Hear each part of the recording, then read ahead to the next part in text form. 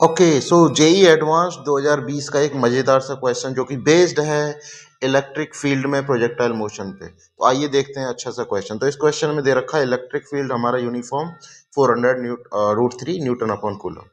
Okay, अब देखो इसमें प्रोजेक्टाइल मोशन में वेलोसिटी हमारी कुछ एंगल पे है, वेलोसिटी इलेक्ट्रिक फील्ड के साथ में। तो हमने रिजॉल्व कर लिया you cos theta you sine theta दो कंपोनेंट में, ऑल्दो नीड नहीं है। एक्सेलरेशन बेसिकली क्या होता है इलेक्ट्रिक फील्ड में चार्ज पार्टिकल पे क्यू ई अपॉन एम। तो क्यू क्यू अपॉन एम सीधा हमें 10 अपॉन 10 टू द पावर 10 दे रखा है। इलेक्ट्रिक फील्ड रख देंगे 400 रूट 3।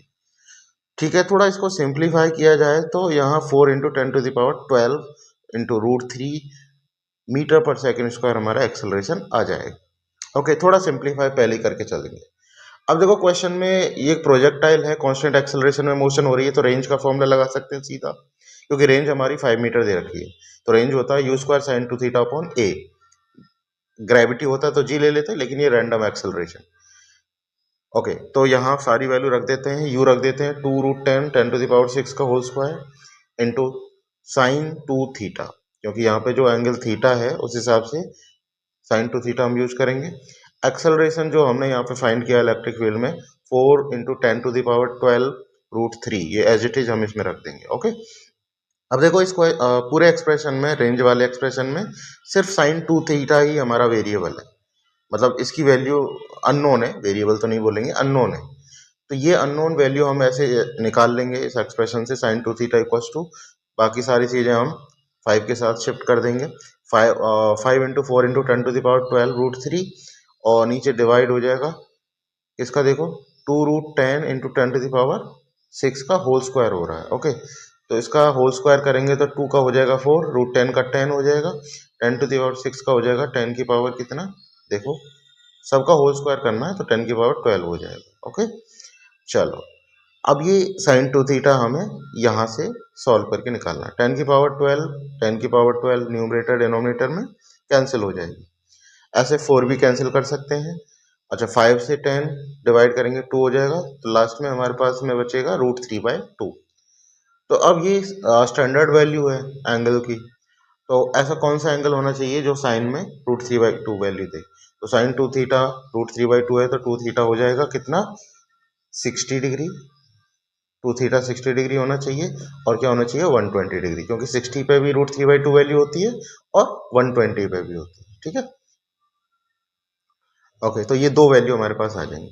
तो उस हिसाब से थीटा जो आएगा वो क्या आएगा, 60/2 30 डिग्री, 120/2 60 डिग्री। तो we have two different angles for this 5 metre range, 30 degree और 60 डिग्री। तो बी ऑप्शन हमारा करेक्ट हो जाएगा।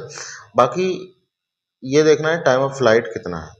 ठीक है, तो मल्टीपल करेक्ट है इसमें आंसर, तो अभी हमारा बस थीटा हुआ है। ओके, अब देखेंगे बाकी ऑप्शन सही है कि नहीं।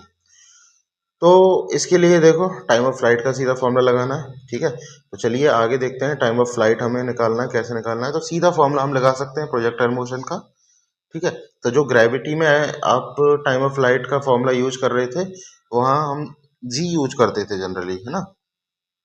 तो यहाँ जी की जगह पे नॉर्मल एक्सेलरेशन ए आ जाएगा, और ए यहाँ से जो आएगा वो क्या होगा, क्यू ई बाई एम, क्योंकि इलेक्ट्रिक फील्ड की वजह से हो रही है। तो टाइम ऑफ फ्लाइट हो जाएगा 2u साइन थीटा अपॉन ए। सारी चीजें हमारे पास दे रखी हैं। थीटा एक बार रखेंगे 30 डिग्री, है ना, तो ये हो जाएगा, ए की वैल्यू भी रख देते हैं 4 into 10 to the power 12 into root 3। Okay, तो ये टाइम ऑफ फ्लाइट हो जाएगा हमारा, इसको सॉल्व कर लेंगे और कैलकुलेट करने के बाद में 30 डिग्री के हिसाब से हमारा टाइम ऑफ फ्लाइट आ जाएगा। चलो इसको सिंप्लीफाई कर लेते हैं। तो ऊपर देखो 2 इंटू 2 है और नीचे 4 है, 10 की पावर 6 और नीचे 10 टू दावर 12, तो 10 की पावर 6 हो जाएगा नीचे डिनोमिनेटर में। ओके, और 2 इंटू 2 4, और नीचे भी 4, ये कैंसिल हो जाएगा। ऑल राइट, साइन 30 को हम रख सकते हैं क्या, 1/2। ओके, अब देखो बचा क्या हमारे पास में, उधर ऊपर रूट 10 और नीचे क्या है, root 3/2। Okay, root 10 upon root 3/2, ये बच रहा है हमारे पास। ओके, अब इसको जिस फॉर्मेट में ऑप्शन में दे रखा है टाइम ऑफ फ्लाइट, उसके हिसाब से लिखेंगे। तो रूट 3/2, 2 को अंदर ले जाएंगे स्क्वायर रूट में तो 4 हो जाएगा, 4 इंटू 3 12, तो रूट 10/12 हो जाएगा रूट 5/6। अब ये 10⁻6 भी था नीचे, जो ऊपर जाके हो जाएगा 10⁻⁻6 सेकेंड। 10⁻�6 को माइक्रो लिख सकते हैं, तो टाइम ऑफ फ्लाइट हो जाएगा रूट 5/6 माइक्रो सेकेंड। तो एक टाइम ऑफ फ्लाइट तो ये हो गया किसके हिसाब से, 30 डिग्री के साथ। चलो अब दूसरा टाइम ऑफ फ्लाइट हम देखेंगे किसके हिसाब से, क्योंकि दो एंगल आए थे ना हमारे पास, तो एक 30 था, दूसरा 60 डिग्री। तो अब फाइनली हमें 60 डिग्री एंगल के हिसाब से टाइम ऑफ फ्लाइट देखना। ओके, फिर मैच कराएंगे कि ऑप्शन जो भी दे रखे हैं उसमें कौन सा सही हो सकता है। ऑलराइट, तो रखते हैं, वही सीधा फॉर्मूला हमें लगाना है, टी इक्वल टू क्या होता है 2u sin थीटा अपॉन ए। तो यहाँ देखो बाकी सारी चीज़ें अगर रखें तो साइन 60 रखना पड़ेगा बस एक्स्ट्रा, और साइन 60 जब हम रखेंगे ना तो रूट 3/2 आएगा, तो इसका मतलब ये है कि रूट 3/2 एक्स्ट्रा है बस इसमें। तो जो भी आपने T1 में निकाला था वही है, लेकिन इसमें रूट 3 ऊपर मल्टीप्लाई हो जाएगा। ठीक है, तो जब रूट 3/2 मल्टीप्लाई होगा तो आपको देखो दो टाइम ऑफ फ्लाइट मिल जाएंगे,